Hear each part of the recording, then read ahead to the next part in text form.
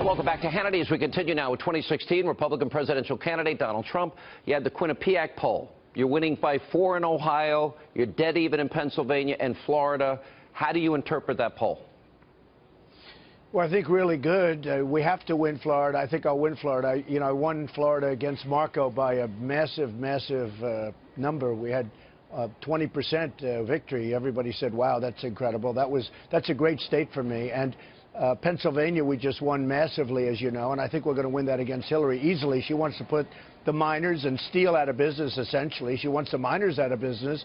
I think we're going to win Pennsylvania. And Ohio is a great state for me. Ohio is fantastic. I actually did very well in Ohio. We had a great number in Ohio. And you went up against recently. the popular governor. Yeah. Yeah, I did. I mean, I did a very good job. If I would have been there for 2 more days, you would have seen. But we did a very good. We got a great number in Ohio. You look at the Clinton. I don't know if you've ever seen years ago. They came out with the War Room, how the Clintons fought back in 1992 against George Herbert Walker Bush. Very insightful. Gives you some insight, by the way, into your friend George Stephanopoulos. I don't know if you've seen that, but we know about the Clinton machine. We know they play dirty. We know they'll say and do anything to get elected. Between that and the Washington Post announcing that they have put 20 people to dig into every single phase of your life, are you prepared for what's coming? It's not if it's coming, but when it's coming. Yeah. It's interesting that you say that, because every hour we're getting calls from reporters on the Washington Post asking ridiculous questions. And I will tell you, this is owned as a toy by Jeff Bezos, who controls Amazon. Amazon is getting away with murder tax-wise. He's using the Washington Post for power so that the politicians in Washington don't tax Amazon like they should be taxed. He's getting absolutely away. He's worried about me, and I think he said that to somebody. It was in some article where he thinks I would go after him for antitrust, because he's got a huge antitrust problem because he's controlling so much. Amazon is controlling so much of what they're doing. And what they've done is he bought this paper for practically nothing, and he's using that as a tool for political power against me and against other people. And I'll tell you what, we can't let him get away with it. So he's got about 20, 25. I just heard they're taking these really bad stories. I mean, they're wrong. I don't even say bad. They're wrong. And in many cases, they have no proper information, and they're putting them together, they're slopping them together, and they're going to do a book. And the book is going to be all false stuff because the stories are so wrong. And the reporters, I mean, one after another. So what they're doing is he's using that as a political instrument to try and stop antitrust, which he thinks, I believe, he's antitrust. In other words, what he's got is a monopoly. And he wants to make sure I don't get in. So it's one of those things. But I'll tell you what, what he's doing is wrong. And the people are the whole system is rigged. You see a case like that. The whole system is rigged. That's whether pretty it's Hillary corrupt. or I think that's whether a good it's point. Bezos. Yeah, well, No, he's using.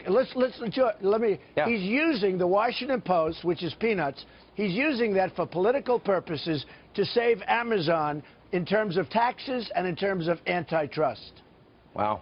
Let me ask about Hillary. You commented about her being an enabler. You talked about the abuse of women. And, look, those women, I've interviewed Juanita Broderick, Paula Jones, Kathleen Willey, and a lot of other women. And they tell their stories. But more importantly, they tell about how they were smeared and slandered and besmirched when they did tell their stories. I haven't heard you talk a lot about the email server investigation. I haven't heard you talk a lot about the Clinton Foundation. Hillary says she's for women. The foundation took a lot of money from the Saudis, and I've never heard her criticize the Saudis' treatment of women. Is that because they bought her silence?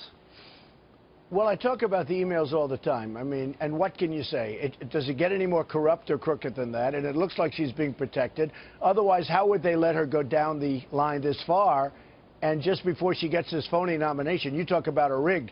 I watch this guy, Bernie Sanders. I'm no fan of his, but I watch him win every night, and everybody says he can't win. He wins, he wins, he wins, he can't win because she has these superdelegates. So I'm talking about that all the time.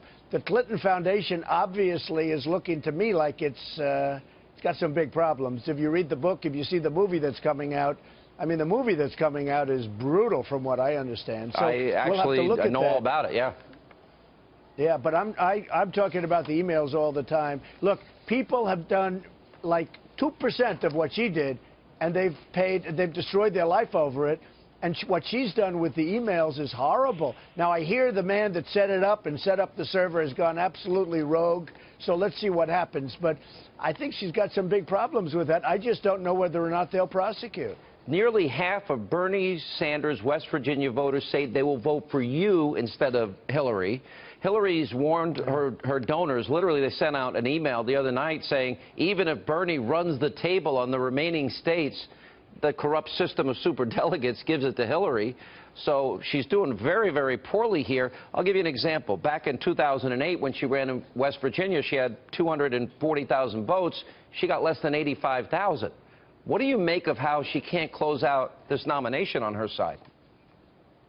She's not a closer here. She wasn't a closer last time. She's not a closer with the Chinese for trade deals. She's not going to be a closer with ISIS. She destroyed us. She really hurt us with Libya. That's Benghazi. Not only that, ISIS has the oil now. They've gone and taken the oil. Libya was her baby, and that was a disaster. I mean, what she's done has been a disaster. She's not a closer. You know, the bottom line, whether it's the election or whether it's the election against Obama, you know, in terms of the primaries, she's just not a closer. This is not a woman that should be president. We have so much work to do. I don't think she has the energy to be president. I don't think she can do it. I don't think she can do it. But you see it right now. She cannot close the deal. If you look at exit polls, in every state, same answer. Republicans feel betrayed by their own party. I think that's playing a very big part in how this election has played out. I guess the question is, there's been two moments, I think, where conservative policies have made America a better place. You talk about Ronald Reagan. I think that was one of the most recent examples. The other would be the contract with America. These promises that you make about the wall, about judges, about Obamacare, balancing the budget, about schools and energy and vets and the military and all these things, right. Would it be a good idea to put it on paper and say to your fellow Republicans, we're going to do these things, sign the paper, promise the American people. They're tired of being lied to. They're tired of being betrayed, and sign it and say, this is my promise if you elect me. I mean, I'd have no problem doing it. I'm going to do it with the judges because I think it would make people feel better, especially people, you know, certain people within the party that happen to be on the very conservative side. I think it would make them feel better. That's why I'm doing it. But I think everybody knows. First of all, Obamacare, it's gonna fall of its own weight. You know, in 17 it explodes. It's dead. Okay, it's dead. It is an absolute disaster. Unfortunately, let's say I'm president, I have to inherit this mess, but we hopefully will terminate it before it even explodes. But in 17, it's a disaster. Well, I'm going to do all these things. I could certainly put it in paper, but we have to do these things. We need the wall. You know, the 16,500 Border Patrol agents just endorsed me. First time they've ever endorsed a presidential candidate. And I went to them and I said, what about the wall? They said, Mr. Trump, we really need the wall. We're going to stop the drugs. We're going to stop the problems. Believe me, Sean. All right. By the way, I hope in the 5 or 6, you said a couple I may not like. Don't pick that person. Pick the guy that I would like, if you don't mind, on your VP list. You're going to like.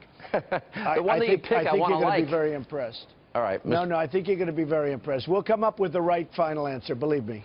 All right. Thank you, Donald Trump, the presumptive GOP nominee. Thank you, sir. Appreciate it.